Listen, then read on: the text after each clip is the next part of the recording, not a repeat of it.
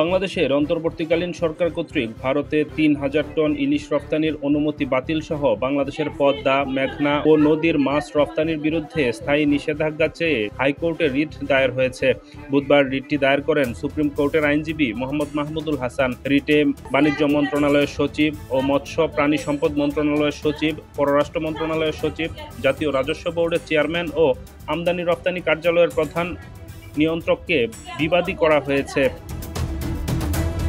রিটের আবেদনে বলা হয়, ইলিশ মাছ একটি সামুদ্রিক মাছ।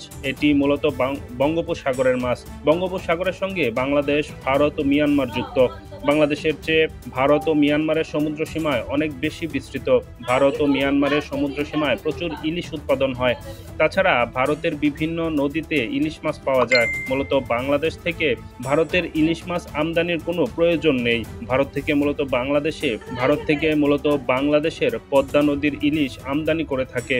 এই ইলিশ মাছ সাগরের মাছ হলেও ডিম পাড়ার সময় যখন পদ্মায় আসে, তখন ইলিশ মাছ পদ্মা নদীর বিভিন্ন প্রাকৃতিক খাবার খেয়ে পরিপুষ্ট হয় এবং অত্যন্ত সুস্বাদু হয়ে ওঠে। মূলত পদ্মা নদীর ইলিশ মাছই স্বাদে ও গন্ধে উৎকৃষ্ট।